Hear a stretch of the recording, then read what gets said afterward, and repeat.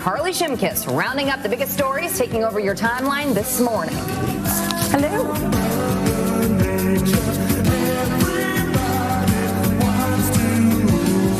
Biggest stories taking over our timelines this morning. Good morning to you.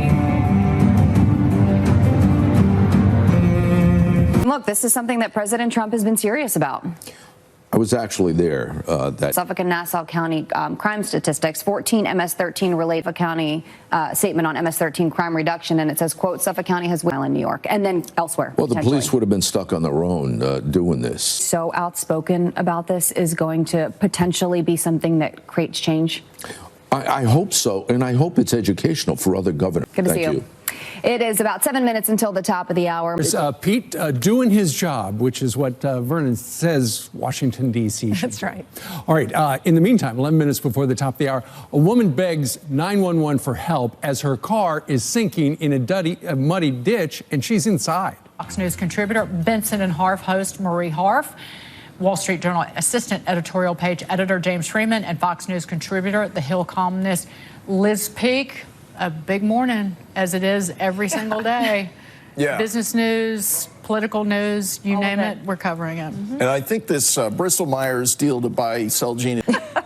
Don't send in your tax return. Just wait. If you're not going to get the refund, don't pay them. Well, hopefully it doesn't go to April 15. Right. I was just thinking, oh my God, imagine we're talking about this in April. Right. I just blacked out for a moment. Why bother? Yeah, exactly. Why bother You're not going to early? get that early refund. Yeah. What a mess. And let me just say one thing about the garbage situation. Take your garbage with you. Don't shove it. If you've got a trash can that looks like something out of Close Encounters. This planes. I thought it was the airlines. Right. Yeah. Yikes.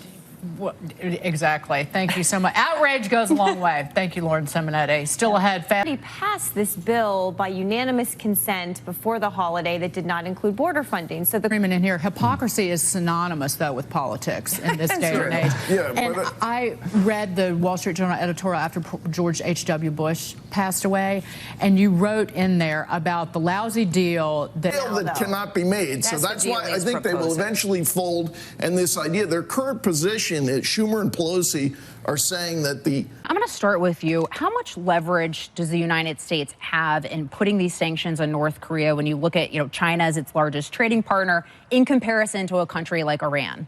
So I think it's evident that he wants to play nice with her, that that's going to be the best situation going forward.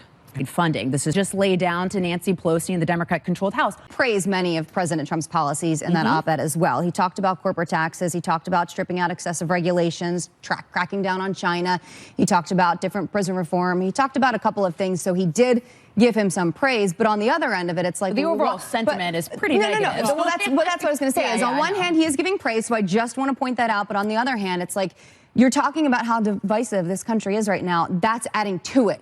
When you're using that language that you just referenced, Lisa. How about but he is acting like Mr. Superhero, Mitt Romney, who have been there for years, standing around thinking, even Republican senators, like, we don't need you to, we don't. Until he was sworn in and there was a point of disagreement over policy or something President Trump did. You don't have to. He seems to be taking the lead more than Chuck Schumer. And I realize that Democrats don't have the majority in the Senate, didn't and still won't. To agree with the president all the time. And you don't make too much sense. Oh, thank you. Tell my husband. He doesn't think I make sense. It drives me nuts about leftist women because it's not misogynistic to think Hillary Clinton was a terrible candidate and is a loathsome human being. It's not misogynistic to think Elizabeth Warren is a terrible candidate and a terrible human being. They're terrible. It's your opinion that Hillary Clinton. But that's not misogynistic. They're just terrible. But that's not a fact, and that's not President Trump.